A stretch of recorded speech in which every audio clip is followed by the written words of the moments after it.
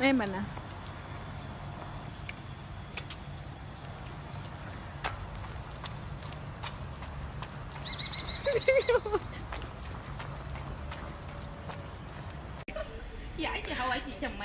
First of all, introduction.